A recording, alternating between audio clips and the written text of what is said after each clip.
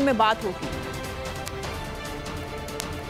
इमरान पर एक और हमले का खतरा, एपीसी की गूंज। मुज़ाकरात की तैयारी, फवाद का फिर अदालत जाने का ऐलान। अली जैदी ताहाल लापता और बाबर आजम के रिकॉर्ड्स। सबसे पहले बात बड़े बयान की। ईद की छुट्टियों में जमान पाक में एक और ऑपरेशन का प्लान है। इमरान खान ने सरकार के गैर कानूनी मंसूबों से पर्दा उठा दिया। कहा उन पर पहले भी कातिलाना हमला किया गया। हमारे रहनुमाओं को अब जेल में डाला जा रहा है। यह सब अवाम के खौफ से हो रहा है। जमान पाक में अफ्तार डिनर से खिताब में कहा, हमारे 3000 कारकुनान जेलों में हैं। ये लोग खौफजदा करके अपनी हुकूमत को चलाना चाहते हैं। ईद की छुट्टियों में एक और ऑपरेशन करने वाले हैं, तो अभी से तैयारी हो जाए सारे। अगर वो थोड़े लोग पकड़ लेंगे तो सोशल मीडिया में ये बच जाएंगे। कोई बच नहीं सकता क्योंकि सोशल मीडिया अवाम की आवाज है। सारे कहते हैं कि जनाब सारी जमातें आपके खिलाफ हैं, आज इलेक्शन कमीशन आपके खिलाफ है। सब ये कह रहे हैं कि जनाब इन्होंने इलेक्शन में धांधली भी कर रही है, इन्होंने आपको जीतने भी देना, और पकड़ दकड़ हो रही है इस वक्त। जो तहरीक इंसाफ का कोई सामने आता है उसको पकड़ के जेल में डाल देते हैं। 3000 कारकुनों को जेलों में डाल दिया। खौफ फैलाया हुआ है। वो जो मुझे कत्ल करने के लिए जिसको तैयार किया था और 2 और बैठे हुए थे बंदूकों वाले, अगर ये इंतजाम उसके ऊपर आखिरी मिनट पे हाथ ना रखता, उसकी हाथ के ऊपर जब उसने पिस्तौल पकड़ी हुई थी, तो जो गोलियां इसकी वजह से टांग पे लगी वो सारे ऊपर जिस्म पे लगी। लेकिन अल्लाह ने इसके हाथ से हमारी जानें बचानी थी। मैं तो इसको हमेशा याद रखूंगा और इसको कौन को भी हमेशा याद रखूंगा। सियासी बहरान का हल निकालने के लिए ईद उल फितर के बाद एपीसी की तैयारी। जमात इस्लामी के मुज़ाकरात मिशन में अहम पेशरफ्त। पीटीआई और नून लीग ने मुज़ाकराती कमेटियां तश्कील दे दी। एपीसी में हुकूमत को अक्टूबर से कबल और पीटीआई को मई के बाद इलेक्शन के लिए रजामंद करने की कोशिश की जाएगी। नून लीग के ख्वाजा साद रफीक और सरदार अयाज सादिक मामलात आगे बढ़ाएंगे। पीटीआई की कमेटी में परवेज खटक, सेनेटर एजाज अहमद चौधरी और मियां महमूद रशीद शामिल हैं। को सियासी बहरान से कैसे निकालें, जमात इस्लामी सालिसी की मिशन पर सरगर्म हो गई। ईद उल फितर के बाद ऑल पार्टीज कॉन्फ्रेंस मुनाकिद करने की तजवीज़। एपीसी का 1 पॉइंट एजेंडा आम इंतखाबात के एक ही दिन इनेकाद पर इत्तफाक राय होगा। मुल्क को सियासी बहरान से निकालने के लिए जमात इस्लामी मुतहरिक हो गई। जमात इस्लामी ने आम इंतखाबात एक ही दिन कराने के 1 पॉइंट एजेंडे पर ईद उल फितर के बाद ऑल पार्टीज कॉन्फ्रेंस की तजवीज़ दे दी। मुस्लिम लीग नून ने ख्वाजा साद रफीक और सरदार अयाज सादिक को जमात इस्लामी से मामलात आगे बढ़ाने के लिए ग्रीन सिग्नल दे दिया। दूसरी जानिब चेयरमैन पीटीआई इमरान खान की हिदायत पर परवेज खटक, सेनेटर एजाज अहमद चौधरी और मियां महमूद रशीद पर मुश्तमिल 3 रुकनी कमेटी बना दी गई है। तहरीक इंसाफ और मुस्लिम लीग नून के नामजद वफूद से जमात इस्लामी की क़यादत के एपीसी से पहले मुज़ाकरात होंगे। एपीसी में हुकूमत को अक्टूबर से कबल और पीटीआई को मई के बाद इलेक्शन के लिए रजामंद करने की कोशिश की जाएगी। सियासी तनाव कम करने के लिए अमीर जमात इस्लामी सिराजुल हक ने लाहौर में वज़ीर आज़म शहबाज शरीफ और साबिक वज़ीर आज़म इमरान खान से गुज़िश्ता रोज अलग अलग मुलाकातों के बाद ट्विटर बयान में कहा कि इनकी दोनों रहनुमाओं से मुलाकात मुफीद रही और मुज़ाकरात के जरिए आगे बढ़ने पर इत्तफाक हुआ है। इलेक्शन से खौफजदा और आइन से भागती सरकार सरेआम अदालती अहकामात मानने से इनकार करने लगी। वज़ीर दाखिला ने सुप्रीम कोर्ट का हुक्म ना मानने का ऐलान कर दिया। बोले कुछ भी हो जाए 14 मई को इलेक्शन नहीं होगा। फवाद चौधरी बोले इंतखाबात की मुद्दत में तौसी का इख्तियार सिर्फ सुप्रीम कोर्ट के पास है। आइन में इंतखाबात ऑटोमेटिक एक्सटेंशन की गुंजाइश नहीं। इलेक्शन कमीशन इंतखाबात कराने में नाकाम रहा। सदर ममलकत को खत लिखकर कहा है कि चीफ इलेक्शन कमिश्नर से रिपोर्ट तलब करें।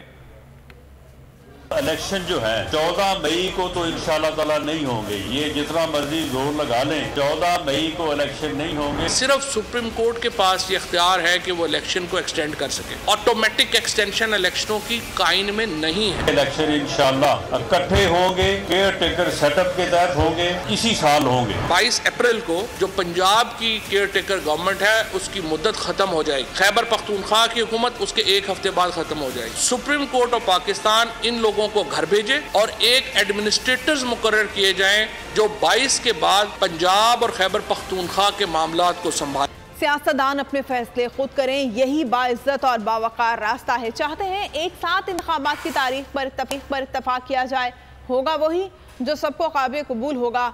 अमीर जमात इस्लामी सिराजुल हक की बोल न्यूज़ के प्रोग्राम बस बहुत हो गया में गुफ्तगू कहा, इलेक्शन से पहले इलेक्शन मुतनाज़ हो तो उसका कोई फ़ायदा नहीं। अगर सियासतदान इलेक्शन के हवाले से मुत्तफिक नहीं है तो इसका मतलब है सियासतदानों की नाकामी के नतीजे में ही निकलता है।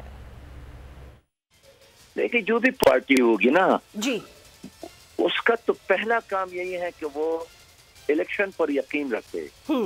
अगर इलेक्शन पर बातचीत नहीं करते हैं तो और क्या है।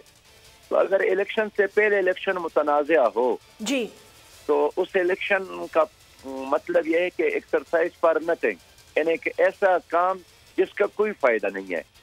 तो मैं बहुत क्लियर हूँ इस चीज पर कि अगर सियासतदान इलेक्शन के हवाले से आपस में बात नहीं करते हैं तो उसका नतीजा क्या निकलता है, सियासत और जमहूरियत के नाकामी की सूरत है। तो क्या हमारे ये सियासी लीडर चाहते हैं कि यहाँ सियासत का खात्मा हो, जमहूरियत का खात्मा हो? पंजाब में इंतखाबात, सुप्रीम कोर्ट की मोहलत का सिर्फ एक दिन बाकी रह गया। स्टेट बैंक के पास इंतखाबात के लिए फंड्स देने के लिए कल आखिरी दिन है। स्टेट बैंक को कल पैसे जारी करके अदालत में रिपोर्ट जमा करवानी है। सुप्रीम कोर्ट ने स्टेट बैंक को 72 घंटे में पैसे देने का हुक्म दिया था। अदालती हुक्म पर अमल दरामद रोकने के लिए हुकूमत ने कल कौमी असम्बली की कायमा कमेटी बराए खजाना का इजलास तलब कर लिया। इंतखाबात से फरार के लिए स्टेट बैंक को सुप्रीम कोर्ट के हुक्म से रोका जा सकता है। इंतखाबात से फरार के लिए कौमी असम्बली में बिल भी लाए जाने का इम्कान है। वाज़ेह रहे, आइन 90 दिन में इंतखाबात करवाने का हुक्म देता है। पंजाब असम्बली तहलील हुए 90 दिन मुकम्मल हो चुके हैं, लेकिन हुकूमत सिर्फ इंतखाबात ना करवाने पर काम कर रही है। पीटीआई सिंध के सदर की गिरफ्तारी, अली जैदी को अदालत में पेश न करने पर तहरीक इंसाफ ने दरख्वास्त जमा करा दी। मौक़िफ़ अपनाया कि पुलिस ने ताहाल अली जैदी को पेश नहीं किया, जो गैर कानूनी है। अदालत इब्राहिम हैदरी पुलिस से रिपोर्ट तलब करे। पुलवामा का ड्रामा मोदी सरकार के लिए गले की हड्डी बन गया है। पुलवामा हमले पर हिंदुस्तानी सहाफी रवेश कुमार के होशरुबा इंकशाफात सख्त सवालात उठा दिए। पुलवामा हमले पर मोदी ने सत्यापाल मुल्क को क्यों चुप रहने का कहा। पुलवामा हमले पर हिंदुस्तानी सियासतदान पहले ही खुलकर सामने आ चुके हैं। सत्यापाल ने इंकशाफ किया था कि मोदी उन्हें हमले के बारे में बात करने से रोकते थे। National security adviser Ajit Doval भी पुलवामा हमले पर बहस से मना करते। 300 किलोग्राम बारूदी मवाद से भरी गाड़ी का इलाके में दाखिल होना सिक्योरिटी की नाकामी थी। पाकिस्तान ने पुलवामा पर बयान जारी करते हुए कहा कि पुलवामा पर पाकिस्तानी मौक़िफ़ की तस्दीक खुद भारत से हो गई। तर्जुमान दफ्तर खारजा ने कहा कि मकबूजा कश्मीर के साबिक़ गवर्नर सत्यापाल ने पाकिस्तानी मौक़िफ़ की तस्दीक की है। उम्मीद है आलमी बरादरी ताज़ा तरीन इंकशाफात का नोटिस लेगी और पाकिस्तान मुखालिफ भारतीय प्रोपेगेंडा का जायज़ा लेगी। वक्त आ गया है कि अमन मुतासर करने पर भारत को जवाबदेह ठहराया जाए। हवाए नफ्स की है हुक्मरानी, लुटेरा कर रहा है पासबानी। बोल न्यूज के मार्केटिंग हेड आकाश राम ताहाल लापता, तफ्तीशी इदारे जवाब देने से कासिर।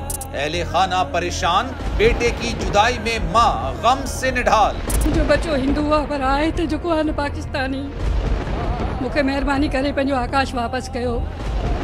हुकूमत से बेकसूर और मुहिब्बे वतन बेटे की बाजियाबी के लिए फरियाद। आकाश राम के अगवा के खिलाफ अहले खाना की जानिब से सुप्रीम कोर्ट में दरख्वास्त दायर। सुप्रीम कोर्ट के चीफ जस्टिस उमर अता बंदियाल से आकाश राम के अहले खाना की जल्द समाअत की इस्तदा। समी इब्राहिम और सिद्दीक जान का सुप्रीम कोर्ट के बाहर एहतजाजी कैंप का ऐलान। कि सोमवार के दिन से हम सुप्रीम कोर्ट ऑफ पाकिस्तान के सामने कैंप लगाएं और हम सब सुप्रीम कोर्ट ऑफ पाकिस्तान के सामने बैठ जाएं और उस वक्त तक नहीं उठेंगे जब तक आकाश वापस नहीं आए। मुश्किल की इस घड़ी में आलमी मीडिया ने भी उठाई आवाज। CNN, आज तक, इंडिया टुडे, टाइम्स नाउ समेत आलमी मीडिया ने आकाश राम के अगवा के खिलाफ दिया बोल का साथ। उफ क्या जुल्म है, बोल इंसाफ का मुंतजिर। सब्सक्राइब करें और बेल दबाएं ताकि कोई खबर रह न जाए।